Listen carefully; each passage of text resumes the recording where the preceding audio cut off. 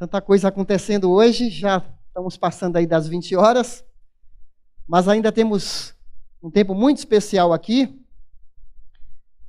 Um tempo muito especial. Vamos projetar o primeiro slide aí. Hoje é o último dia dessa série sobre família. Começamos em maio. Geralmente em maio a gente separa para trazer palestras voltadas para a família. Nós vimos até agora sobre o padrão que Deus criou, o casal. Deus abençoou o casamento. Deus é o autor do casamento. A Bíblia é um manual de instrução para o casal. Nós vimos papéis diferenciados entre marido e esposa. Aprendemos sobre isso. O casal está bem alinhado, bem unido, cada um fazendo sua parte. O marido amoroso, capaz de morrer pela esposa, a esposa submissa a esse marido, parceiros. Para qual propósito? Para qual propósito? Glorificar a Deus. E glorificar a Deus não é só para a pessoa casada. Não vai ter casamento no céu. Glorificar a Deus é seja solteiro, seja viúvo, seja separado, seja solteirão. Todo mundo é chamado para ser adorador. Porque vamos ser adoradores para sempre. Casamento é aqui na terra, mas enquanto estamos aqui, qual é o nosso propósito? Viver para a glória de Deus. Tá certo? E hoje vamos falar sobre o preço. Lute pela sua família. Você está disposto a pagar o preço? Preço. É o tema de hoje, encerramento de hoje. Lute. Você pode repetir comigo? Eu vou lutar. Vamos falar. Eu vou lutar pela minha família. Então nós vamos compartilhar sobre esse assunto. Eu quero te convidar para abrir em 1 Samuel, capítulo 30. 1 Samuel. É esse livro que eu li agora há pouco, né? Eu li o capítulo 1 sobre a Ana. E vamos ler o capítulo 30. Eu não vou ler todo o capítulo. Então eu quero sugerir para você ler essa história tão linda, em que Deus quer passar motivação para a gente ser mais engajado com a nossa casa, com o nosso lar. Eu vou ler, por enquanto, só do 1 até o 9. Ok? Eu não vou ler os outros versículos para a gente ganhar um pouquinho mais de tempo, não que eles não sejam importantes. 30, de 1 até 9. Quando Davi e seus soldados chegaram a Ziclag, no terceiro dia, os amalequitas tinham atacado o Negueb. Negueb era uma região que tinha água, uma região boa, e incendiado a cidade de Ziclag. Levaram como prisioneiros todos os que lá estavam, as mulheres, os jovens e os idosos. A ninguém mataram, mas os levaram consigo quando prosseguiram seu caminho. Ao chegarem a Ziclag, Davi e seus soldados encontraram a cidade destruída pelo fogo e viram que suas mulheres, seus filhos e suas filhas tinham sido levados como prisioneiros. Então Davi e seus soldados choraram em alta voz, até não terem mais forças. As duas mulheres de Davi também tinham sido levadas, Ainoã, de Jezreel, e Abigail, de Carmelo, a que fora mulher de Nabal. Davi ficou profundamente angustiado, pois os homens falavam em apedrejá-lo. Todos estavam amargurados por causa de seus filhos e de suas filhas. Davi, porém, preste atenção, Davi, porém, fortaleceu-se no Senhor, o seu Deus. Então, Davi disse ao sacerdote Abiatar, filho de Aimeleque, traga-me o colete sacerdotal. Abiatar o trouxe a Davi e ele perguntou ao Senhor, devo perseguir esse bando de invasores? Irei alcançá-los? E o Senhor respondeu, persiga-os, é certo que você os alcançará e conseguirá libertar os prisioneiros. Davi e os seus 600 homens que estavam com ele foram ao ribeiro de Besor, onde ficaram alguns, pois 200 deles estavam exaustos demais para atravessar o ribeiro. Todavia, Davi e 400 homens continuaram a perseguição. Nós vamos seguir aqui um caminho, bem brevemente. Esse é um esboço só para a gente saber do que vai acontecer. Há uma crise, há choro, há conforto, há uma reviravolta, uma conquista e há uma comunhão no final. Então nós vamos começar com a crise. A crise. Mas antes de falar da crise, convém a gente lembrar, Davi nesse momento não é rei. Ele devia ter lá por volta de 30 anos de idade. Ele tinha saído de cuidar do rebanho do pai dele, já tinha ungido como rei, mas o rei, que era o rei de fato e de direito, qual o nome dele? Saul, tinha ciúmes, porque Davi era um garoto bem-sucedido. Davi era uma pessoa muito dedicada, um profissional. Ele ajuntou aqui um bando de quantos homens? 600.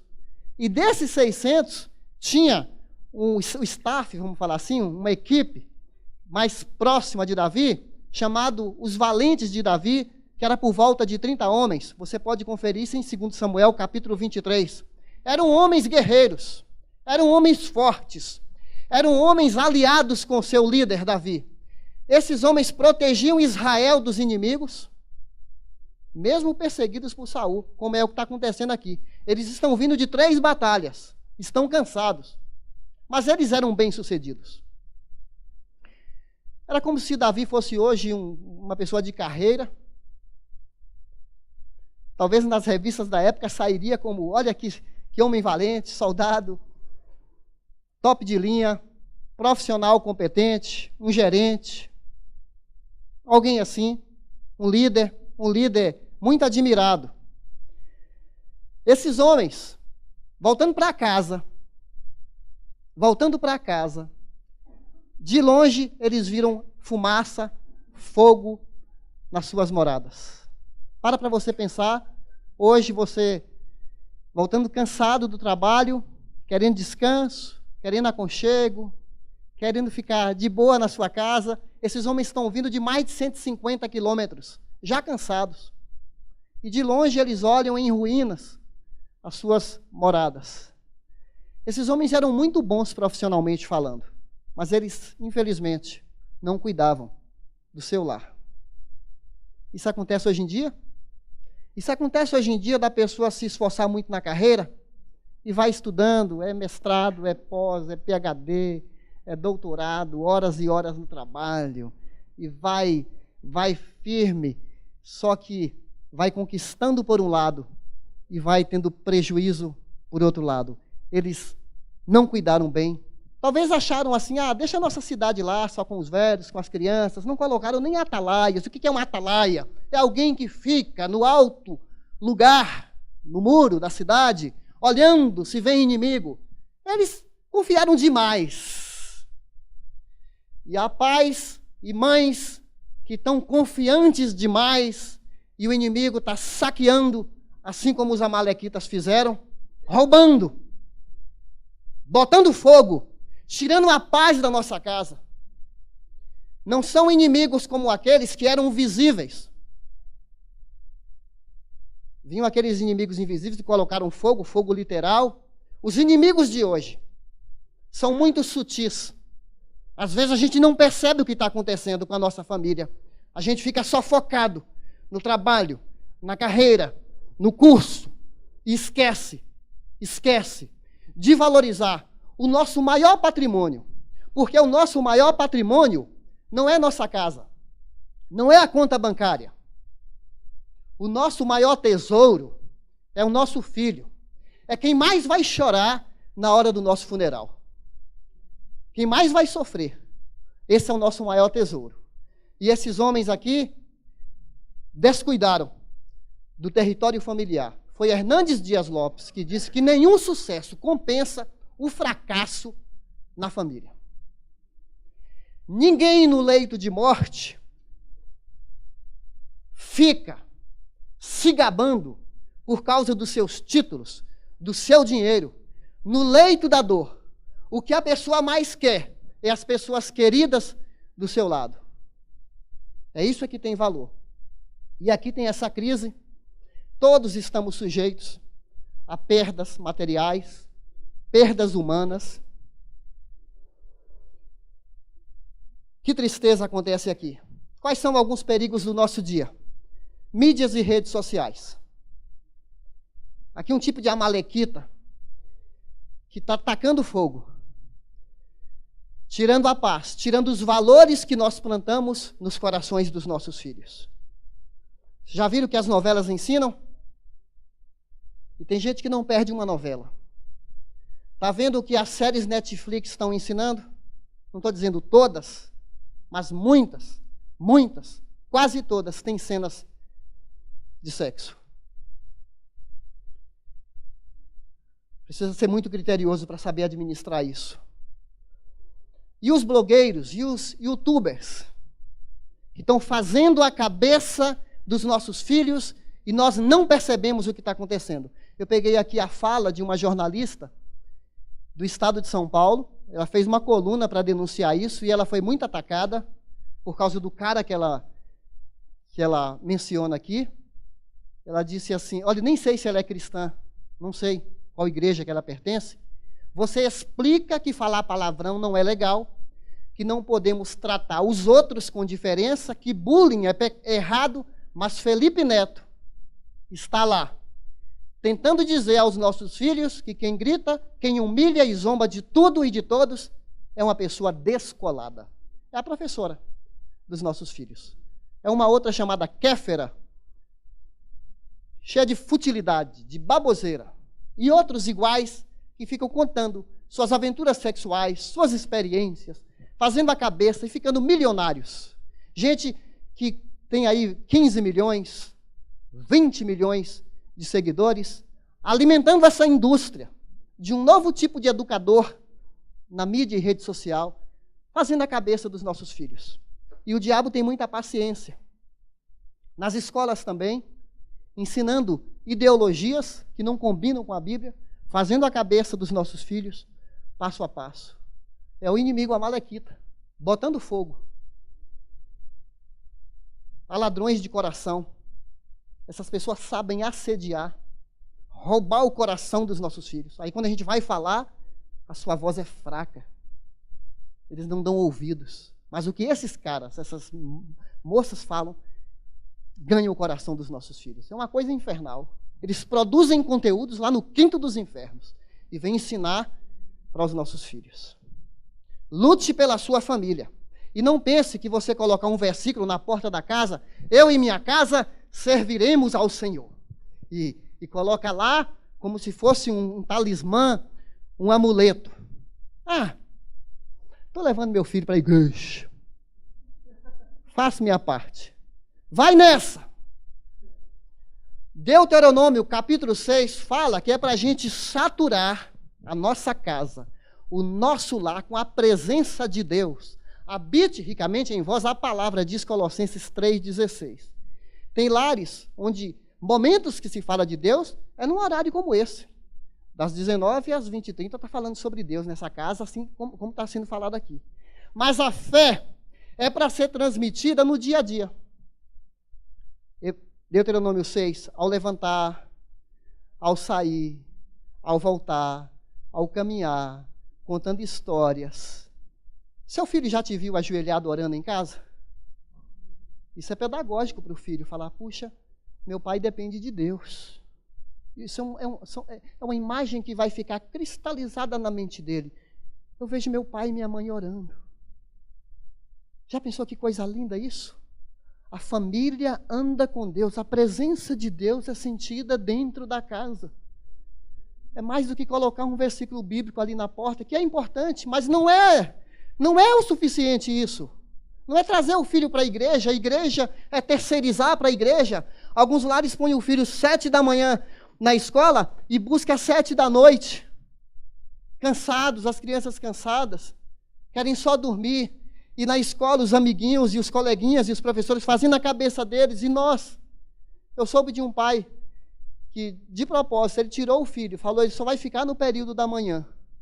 E ele podia voltar na hora do almoço, almoçar com o filho, depois voltar a trabalhar, combinou com a esposa, diminuiu a renda dela para ficar em casa, para poder, foco na família. Tem gente que, por amor, por compromisso, abre mão de ganhar mais dinheiro, porque fala assim, eu preciso ganhar o coração do meu filho.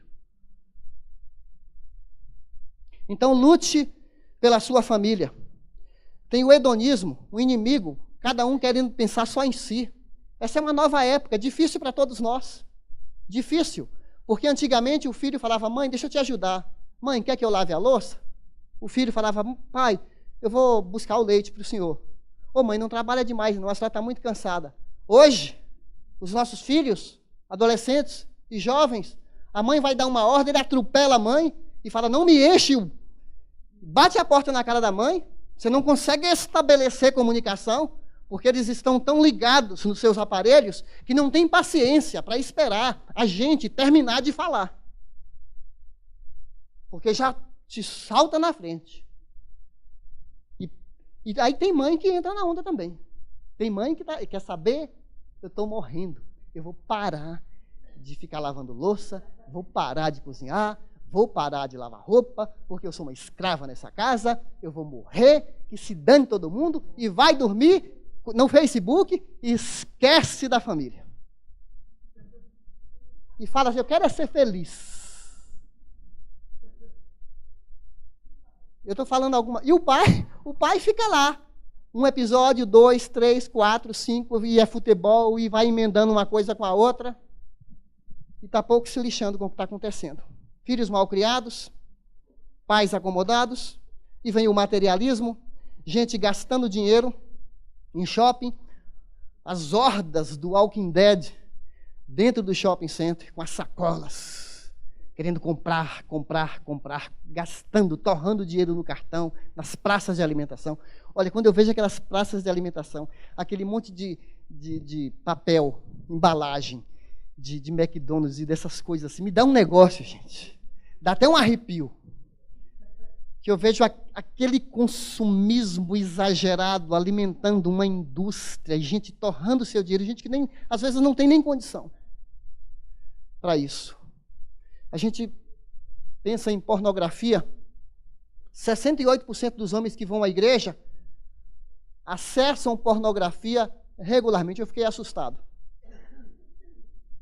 Isso é nos Estados Unidos, não sei como que é no Brasil. Falando de gente que vai à igreja, tá? As mulheres está crescendo também isso aqui, esse número. 33% das mulheres com idades entre 13 e 24 anos acessam pornografia regularmente. Uma pesquisa de 2016, está aí o site para você comprovar. Hoje eu estava ouvindo o doutor Nicodemos falando de manhã, numa palestra, dizendo que tem crianças que começam com 8 anos a acessar a pornografia e ficam viciadas. Porque a pornografia é um tipo de droga que a droga de hoje não é suficiente, amanhã a pessoa quer mais. Ela introjeta dentro dela uma insaciabilidade. E quem é viciado em pornografia, ele fica com a mente tão poluída que ele olha as pessoas como objetos sexuais. E vai pervertendo os relacionamentos. Sei de casos em que há uma dificuldade no relacionamento homem e mulher por causa de uma mente já tão viciada que já não se contenta com o sexo normal. E aí vai adoecendo as relações. Isso é um perigo tremendo. E a gente fica assustado com o que está acontecendo. Será que tem sinal de fogo em sua casa? O que a gente pode fazer para lidar com isso? São inimigos. O choro. Aqui no versículo 4, fala que quando Davi... Você imagina, não está faltando comida ainda em nossa casa, tá? Com a questão do combustível. Não está faltando ainda, pelo menos... Eu não sei vocês aí, mas ainda tem um pouco de alimento da última compra que eu fiz, e até fiquei pensando assim, deu uma vontade de ir correndo e comprar. Mas eu falei, não, eu não vou fazer isso não, vou confiar em Deus, porque essa minha ânsia de querer acumular, eu estou tirando de alguém, então deixa pegar. Eu queria perguntar para você está preparado para ficar 40 dias sem comer comida substância como você come?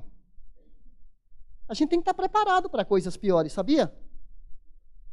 só água e alguma coisinha, alguma graminha. 40 dias não mata ninguém, não. Jesus ficou 40 dias sem comer. Então, eu só estou dizendo aqui, não estou desejando isso, tá? Tomara que isso se resolva logo. Mas a gente tem que estar preparado para coisa pior. Tá certo? A gente tem que estar preparado para coisa pior. Não desejo isso. Eu oro para que chegue ao entendimento, que os caminhoneiros sejam honrados, respeitados e tratados com justiça. Mas a gente tem que estar preparado. Esse mundo é cheio de reviravoltas. Choro. Eles choraram aqui. Fala que Davi chorou até acabar a lágrima. Você já chorou assim? De tremer? Tremer o ombro? Teve uma tragédia na minha família. Eu perdi minha irmã, uma morte muito trágica. E a Sandra me falou que eu fiquei 7 dias chorando, até secarem as minhas lágrimas. Sofri demais. Eu era muito apegado com a minha irmã. Eu sofri demais. Nunca chorei tanto na minha vida. Foi a maior tragédia que eu já passei. A questão é, será que a gente chora pelos nossos filhos? Será que de vez em quando a gente entra no quarto do filho, põe a mão na cabecinha dele e pede: Deus, protege essa mente das más influências da escola, do mundo das drogas, desse assédio tecnológico. É para a gente lembrar disso. Nós somos guardiões da nossa família e precisamos estar num lugar forte, lugar alto, para identificar o perigo e proteger a nossa casa. E ele chorou. Olha, o choro de Davi não foi só por causa da perda humana ou material. Aqui fala que até os soldados dele, no versículo 6, queriam apedrejar Davi. Você sabe que na hora do sufoco procura-se um bode expiatório? Na hora do sufoco procura-se um culpado? Você já passou por isso na empresa, na sua sessão? Alguém fez uma besteira lá e precisa achar um culpado, e às vezes esse culpado é você, às vezes até você nem é o responsável e é injustiçado. Coloca-se nas suas costas, colocou-se nas costas de Davi. Nos bons momentos, Davi era o Davizão, nosso amigão. Isso aqui mostra para nós que até seus amigos, até pessoas bem próximas a você, em certos momentos, eles podem não estar do seu lado. Tem certos momentos que a gente tem que passar sozinho. Ele ficou revoltado? Ah, eu sou um coitado, tadinho de mim, vou entrar em depressão. O que é que Davi faz? O que é que fala aqui no final do versículo 6? Ele se tonificou em Deus. Ele buscou em Deus renovação de suas forças, porque não encontrou nos seus amigos. E teve alguém, da descendência de Davi, no sentido que Maria era descendente de Davi e foi escolhida para gerar o Cristo descendente de Davi nesse sentido, que ele se sentiu ele suou como gotas de sangue, desamparado, até pelos 12, por todos. E ele morreu na cruz, ele não desistiu, ele se reanimou em Deus, ele falou: está doendo, mas não seja feita a minha vontade, seja feita a tua vontade. Ele foi até o fim para nos resgatar. Esse é o nosso Jesus de Nazaré, que se reanimou no Senhor e cumpriu a missão dele. Davi se reanimou no Senhor, ele se reanimou no Senhor, porque há momentos que a gente tem que chorar, e às vezes chorar orando, é o que aconteceu. Às vezes a gente fica muito desgastado na vida. Tem maridos que estão em tempo de ter um AVC. Tanta pressão no trabalho, às vezes em casa. Então cuida do seu neguinho para ele não ter um piripaque. Dona, cuida do seu marido. Tadinho dele, né, Ricardo? Agora, cuida da sua esposa também. Né, Dalva? A Dalva já está me olhando. Fala também do sofrimento. Tem mulheres esgotadas. Você já viu um fósforo todo carbonizado assim, né? O fósforo queimado? Tem mulheres que estão parecendo uma cabecinha de fósforo, queimadas, esgotadas, porque o marido é acomodado. Ele não ajuda. Quando é decisão dos filhos, deixa que a minha esposa que decide. Não tem uma conversa confrontadora com o filho. Deixa que a esposa tenha. Foge de uma conversa mais profunda. Não aborda, não dialoga.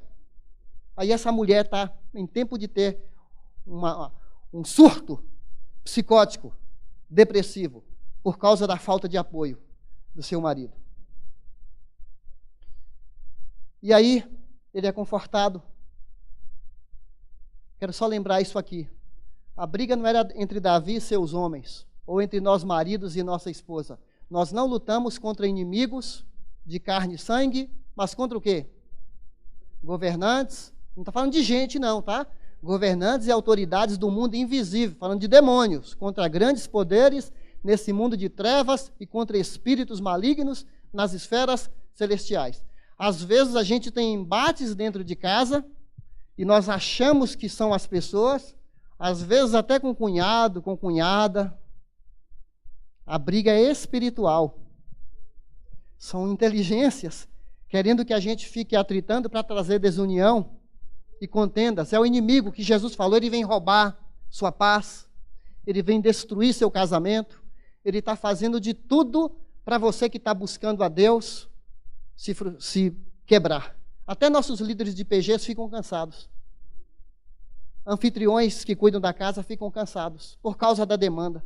A gente quer servir a Deus, aí tem os problemas dos outros, e nós não somos profissionais no sentido de fazer por obrigação. A gente se envolve com as pessoas, sente os dramas delas, os líderes de PG sentem os dramas delas, choram com elas, sofrem com elas, e a gente precisa se renovar em Deus. Para a gente não desistir, que a gente está fazendo uma grande obra para Deus. A gente não pode parar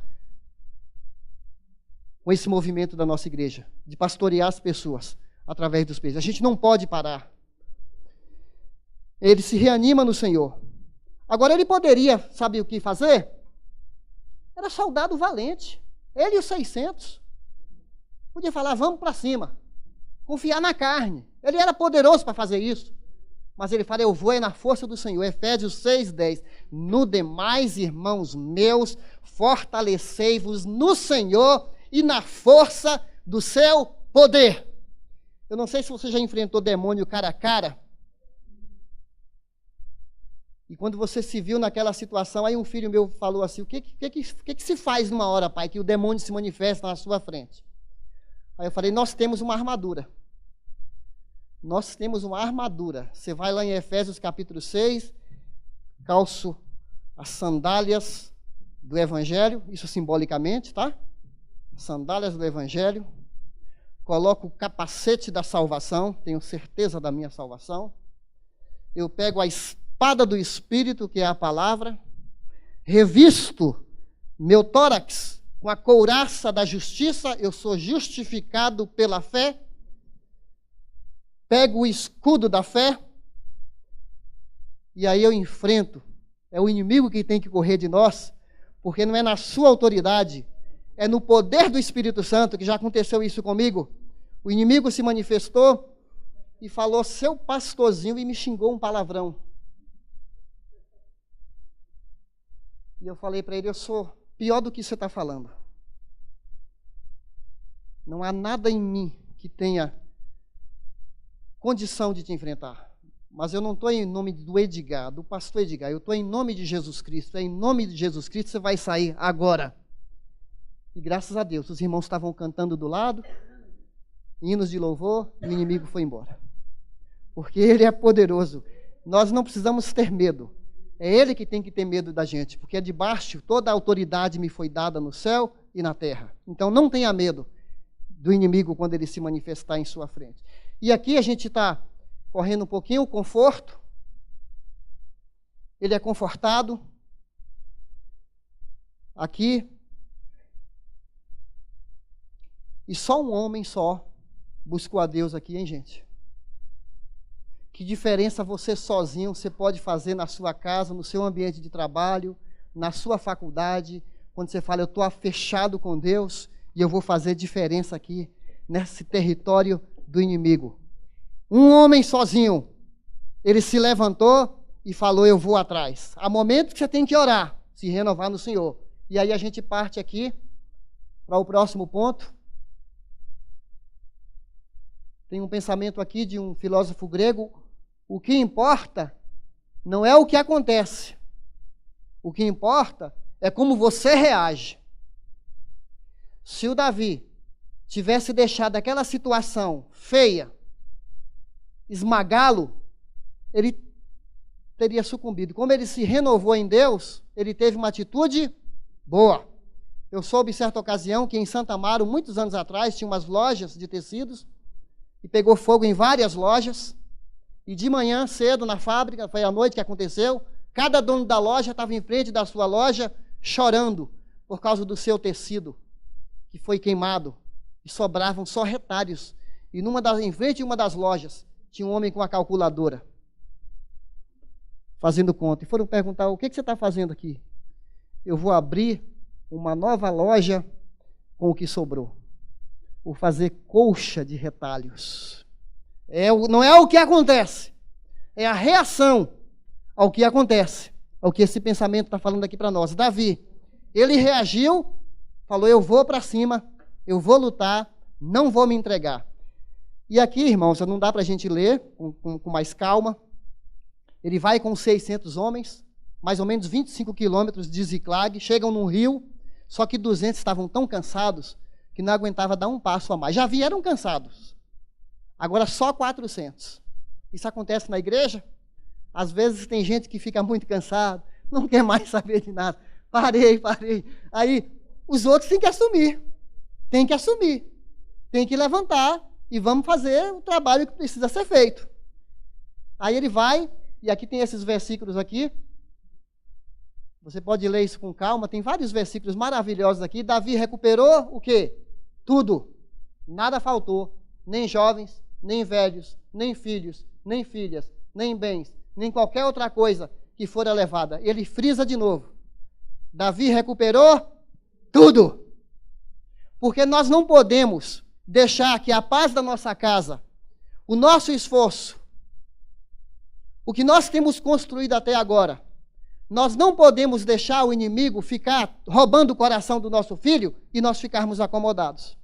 Nós temos que cuidar melhor da esposa, do marido, e não deixar o inimigo roubar o coração de ninguém da nossa família. Eu contei de manhã de jovens da nossa igreja que têm se distanciado do nosso convívio, têm esfriado na fé. Teve um que não estava acreditando mais nem em Deus e está nessa condição. Eu marquei um encontro perto do trabalho dele, fui tomar um café com esse rapaz. E eu fui com o coração pesado. E eu falei para ele: Deus investiu tanto na sua vida. Não sei o que está acontecendo com você, mas eu vou orar para que Deus traga você de volta. E tem outros que eu lembro, de vez em quando eu lembro aquela pessoa, falo: Deus, traz aquele garoto para casa, traz aquela garota para casa. Primeiro para o Senhor, igual o filho pródigo, que saiu do convívio, saiu da família espiritual, foi enfraquecendo, foi assediado, foi esfriando o coração, foi morrendo os valores que ele aprendeu. E eu peço: Deus, traz de volta para o Senhor e para a nossa família. E nós, como igreja, não podemos achar assim: meu filho está bem empregado, meu filho passou no vestibular, está fazendo um curso, está namorando. O pastor Paulo até lembrou isso a semana passada, né? Fala: meu filho está bem, só porque está isso aí, só porque está conquistando alguma coisa. E o coração? Pertence a Deus? Está andando com Deus? Que era a preocupação de Jó em relação aos seus filhos. Está andando com Deus? Não pensa você que se o filho da outra família não está bem, que você pode estar bem.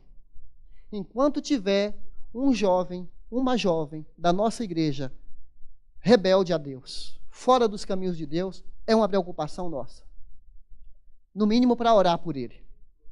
Não deixar o diabo saquear a nossa comunidade e a gente ficar acomodado. A gente tem que fazer todo esforço. A começar da oração. E aí ele recupera. Isso me faz lembrar, alguém talvez estava fazendo um checklist ali, né? Fulano de tal, está aqui? Ô família, ô seu Pereira, seu filho está aqui? Ô família de Gonçalves, seu filho está aqui? Ô seu Souza, seu filho está aqui? Eles pegaram mais do que eles roubaram. Trouxeram um despojo. E Davi ofereceu o que ele pegou, ele ofereceu de presente aqui no final do capítulo. Se você está com a sua Bíblia aberta aí, Davi, os homens não queriam repartir com os 200, alguns homens de Davi não queriam repartir. Davi fala, nós vamos repartir com todo mundo. Quem estava cansado vai receber de volta em partes iguais aos que lutaram. Porque na comunidade, todo mundo, ninguém pode ser mais privilegiado do que o outro. Todo mundo é tratado de maneira igual. É o que Davi nos ensina aqui. E ele traz presentes para todos. No versículo 26, quando Davi chegou a Ziclag, enviou parte dos bens às autoridades de Judá. Ele era um homem generoso. Comunhão. Ele era um homem generoso. Ele celebrou a vitória, deu glória a Deus, ele repartiu o que conquistou. Às vezes na vida, Deus nos dá presentes, bens a mais, um dinheiro a mais, uma conquista a mais. E às vezes a gente vai ampliando o nosso império, pensando só em nós, esquecendo de pessoas que passam necessidades. Eu e a Sandra fomos muito inspirados por uma senhorinha de idade, senhora aposentada, que ela definiu para ela assim, eu preciso de X para viver. Quando passa desse X, eu peço a Deus, mostra um necessitado, para eu abençoar. Nos inspirou bastante esse pensamento, para a gente estar atento também. Aquilo que transborda, Senhor, mostra alguém que precisa, para a gente também abençoar. Davi tinha esse coração generoso demais. Sabe, irmãos, quando Moisés saiu do Egito, Faraó fez uma proposta para Moisés, falou assim, olha, quando você sair do Egito, fica pertinho do Egito. Não vai muito longe, não. Transita, vamos fazer um turismo aqui, ó. Você vai para adorar seu Deus, vai prestar seu culto e fica aqui no Egito. É assim, um pé lá no mundo e um pé aqui na igreja. Tem gente que está vivendo assim. Está um pé aqui na igreja no domingo e na semana, segure-se. Cai na gandaia, ninguém até desconhece quem é a pessoa, porque está um pé no mundo e um pé na igreja. Foi a proposta que Faraó fez. Egito é símbolo de escravidão, símbolo do mal, símbolo de Satanás. Aí Moisés falou, nada disso, nós vamos adorar a Deus longe daqui do Egito. Ah, não, então faz o seguinte, Moisés, olha, você leva só os idosos, os cabecinhas brancas. Deixa as crianças que o Egito cuida. Essa é a negociação que eu estou fazendo com você. Você quer sair mesmo? Só deixo se você deixar as crianças aqui. Pode ir. Vai com todo mundo. Moisés falou para Faraó, dedo na cara de Faraó, eu vou levar as nossas crianças. Vou levar nossos velhos. Então faz o seguinte, deixa os rebanhos aqui. As ovelhas, o gado, os bens. Você quer ir mesmo? Então vai. Só vocês, deixa os bens aqui no Egito. O que Moisés falou para Faraó? Nós vamos levar nossos velhos, nós vamos levar nossas crianças e não vamos deixar nenhuma unha. Aí você pergunta, o que é uma unha, pastor? Não sei, mas ele falou, eu não vou deixar nenhuma unha aqui, porque Faraó queria usar o dinheiro do povo de Deus no Egito. Pergunta, será que o dinheiro do povo de Deus, hoje, é usado para o Egito? É usado para um consumismo exagerado? Será que o dinheiro do povo de Deus, eu estou falando dos dízimos e das ofertas, que deveriam ser entregues para a obra de Deus, são enrolados nos nossos gastos, para nosso proveito, para nosso egoísmo, e a gente tem um coração frio para missões, trancado para a obra de Deus? Significa que você está deixando seu rebanho, sua renda para o Egito, e você está pouco se lixando se a obra de Deus precisa de sustento ou não. Está chegando a hora da gente construir aqui. Essas cadeiras, essas alvenarias, esse terreno, esse prédio caiu de mão beijada para nós. Muitos de nós aproveitamos conforto do suor dos outros. E graças a Deus por isso. E glória a Deus por isso. Está chegando a hora em que vai exigir de nós convicção, doação, suor, para construir um espaço para os nossos filhos. sem esquecer de sustentar missões. Amém? Glória a Deus. Gente, que Deus nos traga essas lições preciosas para lutar pela nossa família. Eu quero convidar você, eu tenho aqui uma decisão para a gente tomar agora, é um tipo de um compromisso. Isso não pode ser de boca para fora, não pode só para você ir na onda agora, emoção.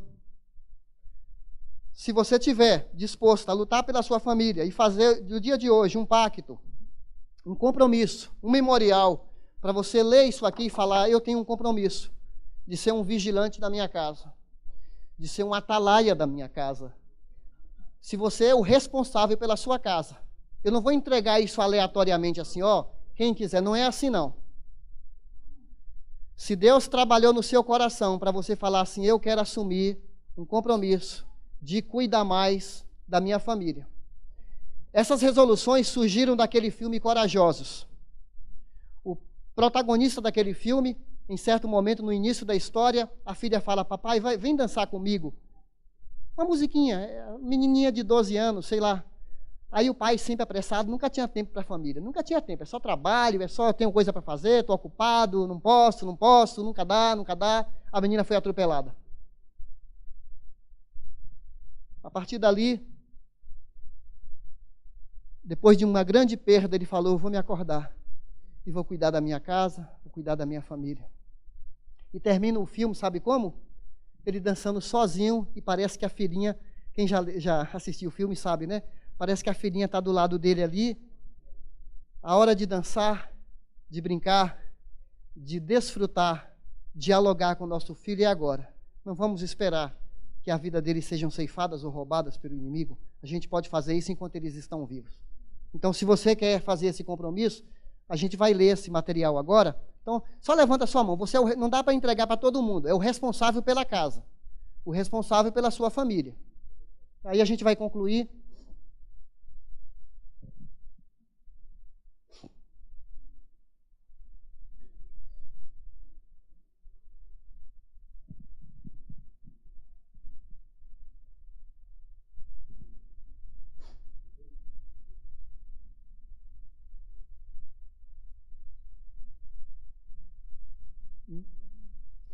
Se o marido não está, mas a esposa está representando aqui, né, seu papel, sua função, ou a avó está aqui, né, não está o filho nem a filha, mas a avó que assumiu o compromisso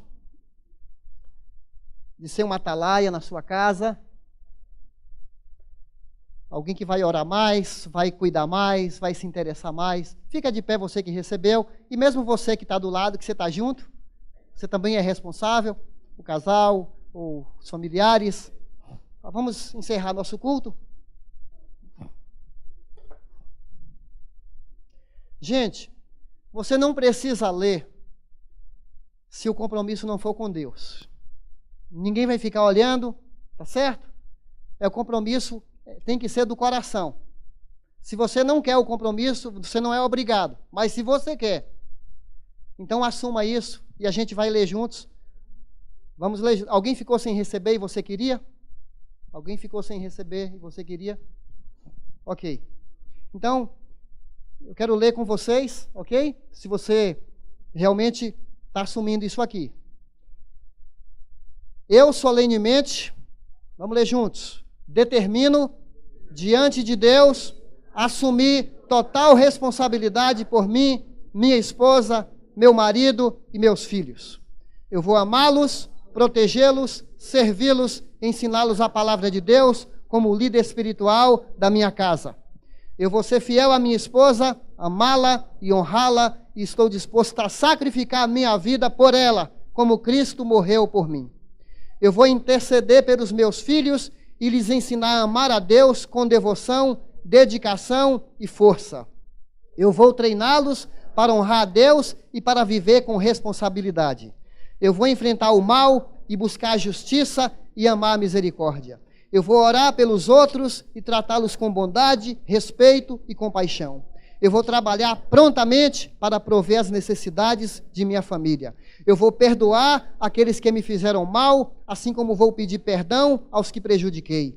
Eu vou aprender com meus erros, arrepender dos meus pecados e caminhar com integridade como uma pessoa temente a Deus. Eu vou procurar honrar a Deus, ser fiel à sua igreja, obedecer a sua palavra e fazer sua vontade. Eu vou trabalhar corajosamente, com a força que Deus proporciona para o cumprimento dessa resolução para o resto da minha vida e será para a sua glória. E aí você assina depois, ou o casal assina em casa.